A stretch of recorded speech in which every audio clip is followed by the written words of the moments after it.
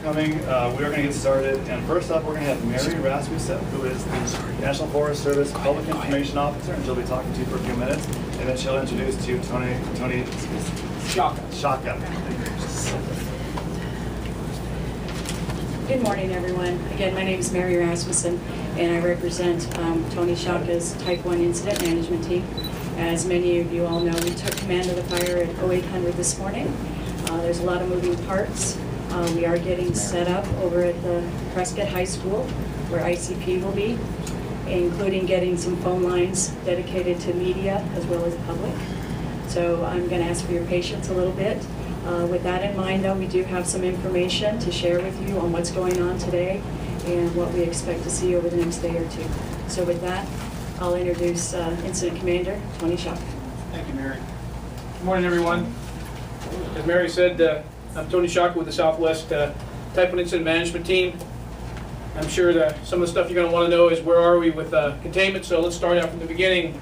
0% containment, although we do have a good anchor on the heel of the fire, which is south of the Iron Springs Road. Yesterday, the local resources did a wonderful job in securing an anchor and moving forward.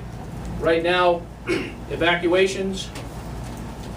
We have Granite Basin, Alto Recreation Area, Blackjack, Camp Anytown, American Ranch, Sundown Acres, Cielo Grande, Dome Road, excuse me, Sedinsky Drive, Mint Creek, 460 total homes evacuated at this time.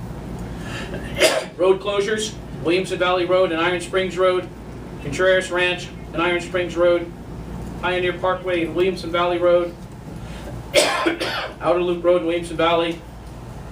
So those are our closures. We have 25 crews and 50 engines either on scene or will be on scene presently. I'll step away from the mic, but I'll give you a quick picture. Crews have anchored and flanked this piece on the bottom, considered our anchor point. As we're speaking, dozers and crews are pushing the dozer line at the base of the wilderness, flanking this fire, trying to find a pinch-off point up in here. As you look out the window, what you're seeing is this fire push around the backside of Granite Mountain down toward Granite Basin Lake. Aviation assets on scene are 5 heavy air tankers, 5 heavy helicopters, 5 fixed-wing aircraft. We're presently engaged in some pretty good firefighting out the window. As you can see, no structures lost to date, as I just got the update.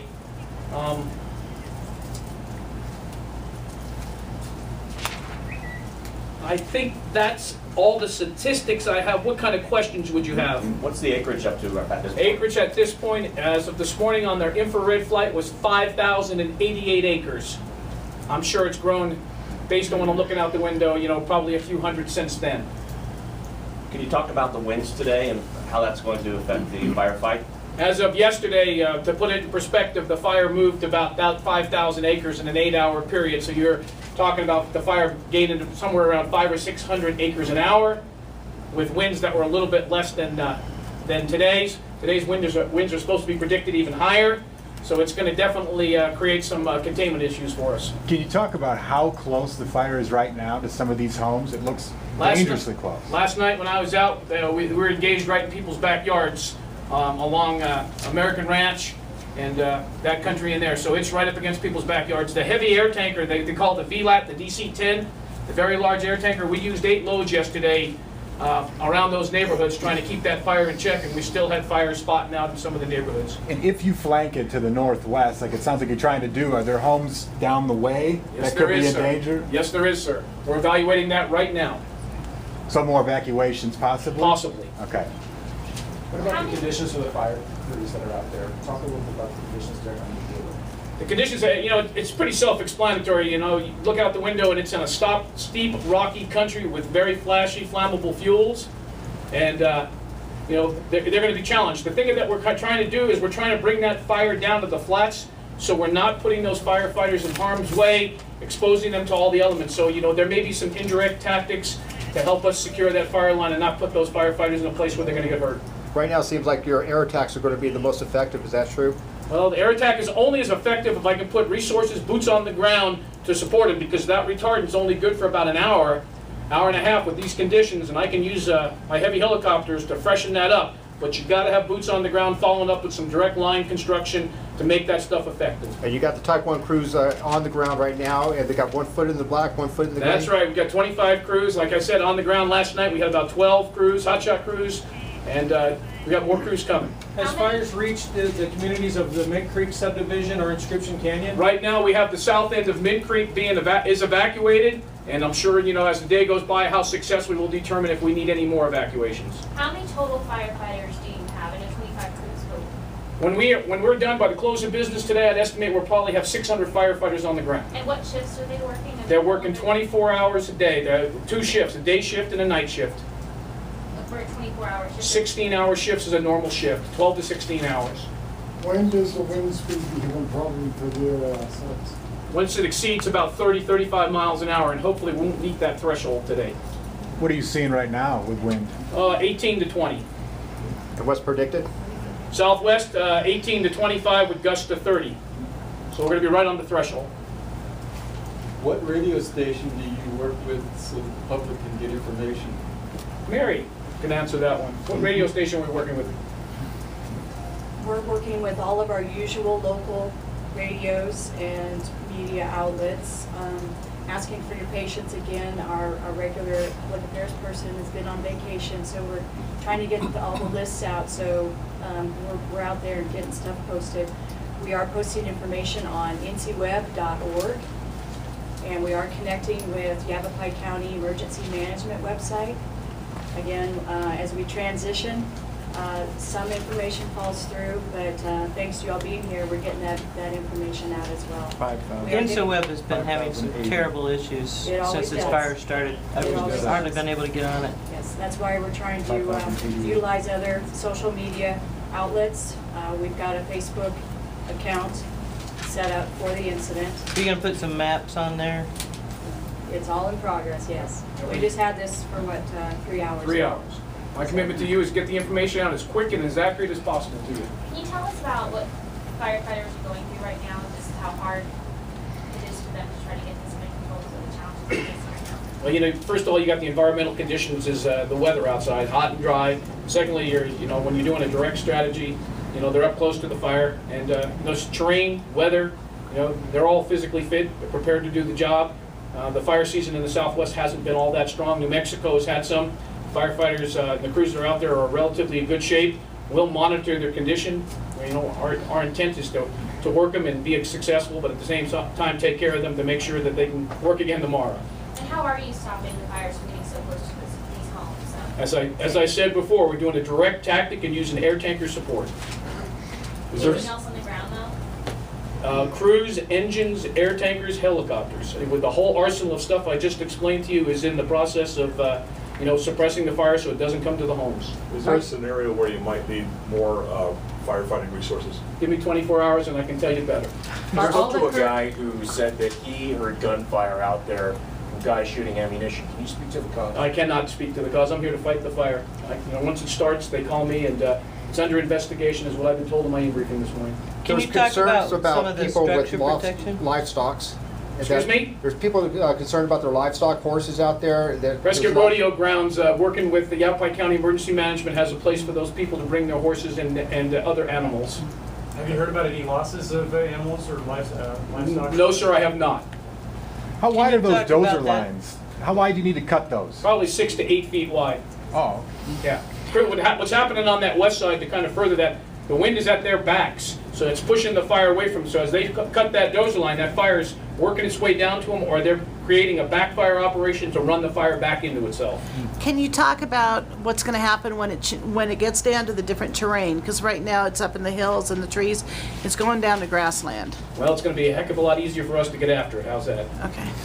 What kind of structure protection are you doing on those homes there? You got the crews in there doing, how many people are working on that? Well, last night at the peak, I bet we had 30 engines and 5 crews in there. What they're doing is, as the fire was running down off the hill, threatening those houses, the engine companies were pulling lines and knocking down fire along with the fixed-wing air tankers trying to knock the fire before it got to the houses. We had a couple of houses last night. We had fire right in their back porches. Central Yavapai, City of Prescott Fire Departments did an outstanding job in there. What road was that around? It was in the American Ranch. There's so many roads back in there, I can't recall what road. We were pretty much running and gunning last night. I'm concerned about embers, especially if the winds kick up. Always. Long and short term spotting is always an issue. Last night when it came off, we had spotting out into the grasslands, and we were doing a running attack on that. And can those wind gusts actually help you depending on the direction of those winds? Yes, sir. If we get winds out of the southwest, like I said on that west flank, it's actually got the wind at our back, and it is helping us. You said it's coming out of the southwest, right? Out of the southwest, blowing to the northeast. Is there a general equation on how you get things contained, on the percentage of containment? Yeah, the strategy. Yeah, the strategy is flank on both sides, and you know, we're assessing a point up on the north end, northeast end, that we can cut a containment line and pinch it to that point. Are you aware if this is an area that may have some kind of mines involved with it? And if so, are you concerned about that? I'm always concerned about firefighter safety and mines. None that I'm aware of, sir. Any injuries or? Nothing to date, sir. Are all the fire crews from Arizona, and where have they come in from? There's fire crews here from all around the western United States. There were crews, the Forest Service had done a wonderful job in pre-positioning resources here, so in anticipating any type of fire. So I saw crews last night from Idaho, I saw crews from a bunch of places, a lot of places from New Mexico and Arizona. Can you talk about specific areas that should be, where people should be maybe just getting ready? Roads, subdivisions? Until afternoon, 1 o'clock today, Joanne, I'll be able to give you a better look. My operations section chiefs are flying. They're getting some good situational awareness about the next place to go, and what's they're working closely with Yavapai County Sheriff's Department, Yavapai County Emergency Management on all the evacuations. What, typically in a forest, you guys are very concerned about defensible space, but the homes in this area seem like that they've been very good with the defensible space. What are you concerned about with these homes? Yeah, when I drove around American Ranch, especially, that comment is true. Those people in American Ranch have done a great job, and most of the stuff we saw was pretty good. But there's always concern. You've got embers and eaves, and you've got firewood piles, and you've got all the suspect or characters that'll cause you issues. Not only saying the direct flame impingement if we get them close enough. Does this particular type of fuel make it easier or harder to fight the fire? Juniper, sage, I don't know what, chaparral, whatever else you got up there. Is it easier to fight that way? It's very flashy fuel, high risk to the firefighters. As I told you, the fire moves very quickly. And once it goes past through, there's not a lot of overall mop-up, so the time that we'll have to spend doing that will definitely be cut down. How long can you hold off those flames, or can you hold off those flames from reaching those homes in that, I believe you said, the American Ranch area? We can do our best on the resources we have, sir. We're going to take 2 more questions and keeping this brief.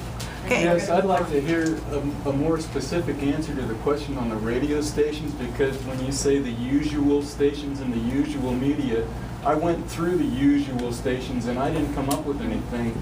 I think for future, if we had a specific station, for example, COM has a very strong signal, and we knew that every half hour or whatever, we were getting information from that specific station, that would be helpful. I live in Royal Oaks, and I was spinning dials and not coming up with a thing. Several of us are here. Radio Shine 90.9 FM. We are breaking in every quarter hour with information and have very detailed information up on our website, radioshine.org. radioshine.org. We're local. There's several. As Barry said, we've only been here 3 hours, so let us go through a 24-hour period and see if we can't make it better for you. It seemed like the flames had moved back towards Granite Mountain. And what about the homes that are farther south? Are you concerned about those, like around Glen Chandra Drive and Granite Oaks, that kind of thing? As I stated already, I'm concerned about everything's out in front of the thing. So, until I get a 24-hour assessment, right now, the crews are out there trying to keep the stuff out of the homes, and they'll continue to do that, and we'll continue to make assessments, and we'll continue to give you updates. Okay? Are you going to have a community meeting today? We're going to get to that in a minute. We have another speaker we'd like to present. Okay, thank you. Next media briefing, do you know when that will be? Hang on a sec. We have with us Stephanie Hillig. She's the incoming principal for Prescott High School, and she has a general announcement, and then we'll follow up with those other announcements. Good morning, everyone. Thanks for being here. Just on behalf of Prescott High School and Prescott Unified School District, we are working very closely with the Forest Service in making sure that all efforts, we're meeting the needs of everything that they need to do to make sure they're fighting this fire appropriately. All of our summer school programs are still running as scheduled. The exception to that is the locations being used at Prescott High School. We have moved all summer school with the exception of ESY to Mile High Middle School. Mile High Middle School is going to be the main contact for schools if you need to get any information. Prescott High School will be available via email and phone, and we will still be servicing our community, but we were asking the community to not come to the high school. We are using that location for all administrative purposes for the Forest Service. So if you have anything that you need to communicate with the high school, please either do it by email or phone, or go through our district office or Mile High Middle School. In addition to that, as I said, elementary schools, Mile High and Granite Mountain summer school programs are running normal as scheduled. Any athletic events or any clubs that were leasing or using Prescott High School for tournaments, those have all been moved to different locations, either city leagues or city fields or to Mile High Middle School again. We're trying to avoid Granite Mountain, obviously because of the location. And so if you have any specific questions about where events are being held, please contact our district office, or again, you can call Prescott High School or Mile High Middle School. Thank you. All right, just real quick, and again, I want to thank all the media for coming out. If you want to send me your information as far as when you're updating the news, the radio, that stuff, I'll put that on our website, which is the regionalinfo-alert.org, and I'll put those schedules up there. We also are just asking anybody that's been evacuated. We're getting a lot of calls, people asking when can we go back. We will let you know when that happens. So just hang tight, and we'll put it out on the website as soon as we know. So just please be patient with us.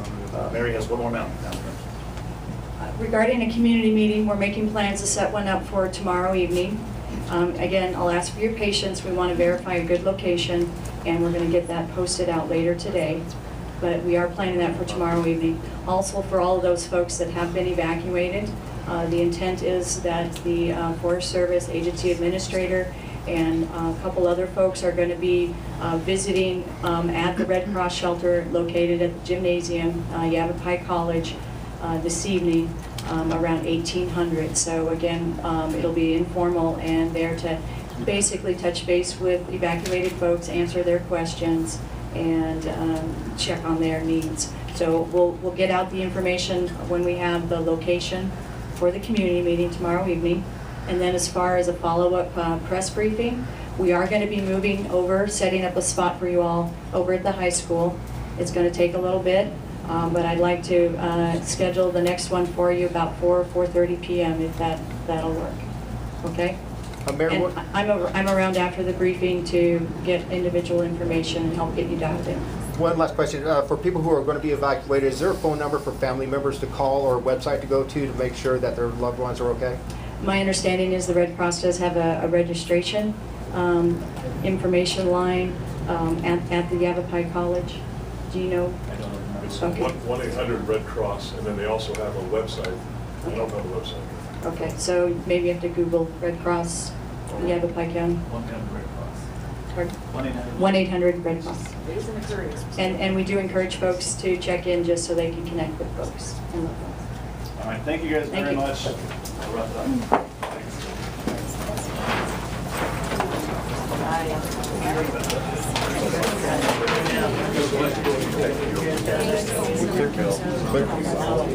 Are we clear?